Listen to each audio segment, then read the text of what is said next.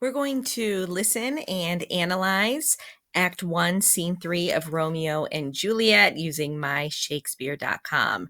Remember, there are scene summaries at the top that you can read, and the little thought bubbles on the left have kind of more contemporary English in there. So this part, we change location. We are at the Capulet Mansion, and we have Lady Capulet talking to Juliet and the nurse about Juliet possibly getting married.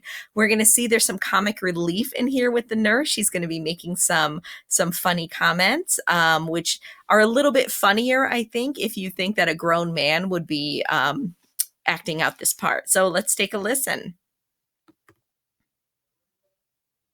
Nurse, where's my daughter? Call her forth to me.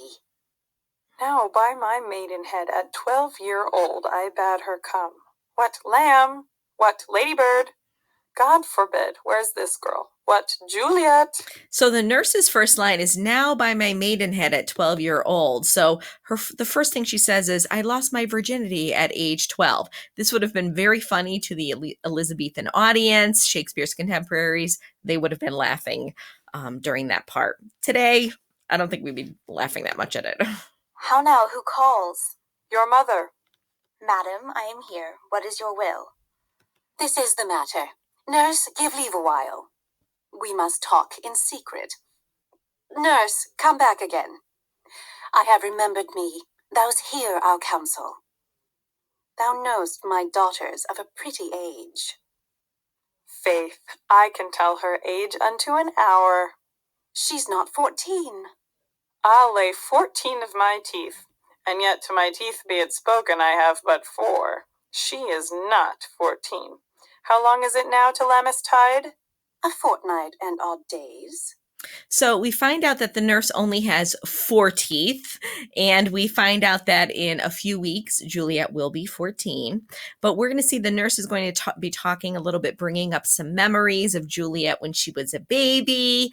And it seems like the nurse and Juliet have a very close relationship, while Juliet and her mother do not have a very close relationship. Now, she's called nurse because she probably nursed or breastfed Juliet when she was a baby. She was more like a nanny. She's not a nurse like we think of today, but she's been in Juliet's life since she was an infant. Even or odd of all days in the year, come Lammas Eve at night shall she be 14. Susan and she, God rest all Christian souls, were of an age. Well, Susan is with God. She was too good for me. So we find out the nurse had a baby named Susan who was around the same age as Juliet, and she passed away. So it seems like the nurse is all alone, and all the love she had for her daughter, she now gives to Juliet.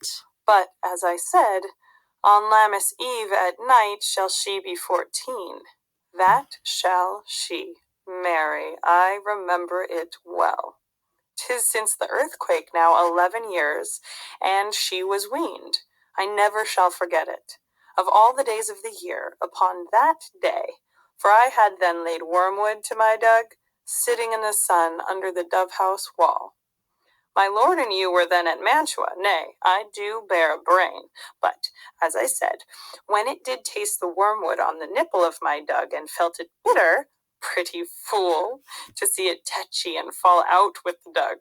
Shake, quoth the dove-house, 'twas no need, I trow, to bid me trudge. And since that time it is 11 years, for then she could stand alone. Nay, by the rood, she could have run and waddled all about, for even the day before she broke her brow, and then my husband, God be with his soul, was a merry man, took up the child. Yea, quoth he, dost thou fall upon thy face? Thou wilt fall backward when thou hast more wit, wilt thou not, Jewel? And by my holidam, the pretty wretch left crying and said, I, to see now how a jest shall come about. I warrant, and I should live 1,000 years, I never should forget it. Wilt thou not, Jewel, quoth he, and pretty fool, it stinted, and said, I. Enough of this. I pray thee, hold thy peace. Yes, madam. Yet I cannot choose but laugh, to think it should leave crying, and say, I. And yet I warrant it had upon its brow a bump as big as a young cockerel's stone, a perilous knock, and it cried bitterly, Yea, quoth my husband, fall'st upon thy face. Thou wilt fall backward when thou comest to age, wilt thou not, Jewel? It stinted and said, I. And stint thou too, I pray thee, nurse, say I. Peace, I have done. God mark thee to his grace. Thou wast the prettiest babe that e'er I nursed, and I might live to see thee married once. I have my wish. Marry, that marry is the very theme I came to talk of. Tell me, daughter Juliet, how stands your disposition to be married? It is an honor that I dream not of. So Lady Capulet asks Juliet, how do you feel about getting married? And Juliet says, it is an honor that I dream not of. So she's not even thinking about marriage. An honor? Were not I thine only nurse, I would say thou hadst sucked wisdom from thy teat. Well, think of marriage now. Younger than you, here in Verona, ladies of esteem are made already mothers. By my count, I was your mother much upon these years that you are now a maid. Thus then in brief, the valiant Paris seeks you for his love. So we know Juliet is 13, and Juliet's mother says, I was your mother much upon these years that you are now a maid. So it seems like Lady Capulet is in her mid to late 20s. A man, young lady. Lady, such a man as all the world. Why, he's a man of wax. Verona's summer hath not such a flower. Nay, he's a flower, in faith, a very flower. So it seems like Paris is a great guy. People really like him. And Lady Capulet wants to convince her daughter to marry him. If Juliet, who's very wealthy, and she's lower nobility, lords and ladies, if she marries Count Paris, their family will be raised up on society's level. What say you? Can you love the gentleman? This night you shall behold him at our feast. Read o'er the volume of young Paris's face, and find delight writ there with beauty's pen. Examine every married lineament, and see how one another lends content. And what obscured in this fair volume lies, find written in the margent of his eyes. This precious book of love, this unbound lover, to beautify him only lacks a cover. The fish lives in the sea, and 'tis much pride, for fair without, the fair within to hide.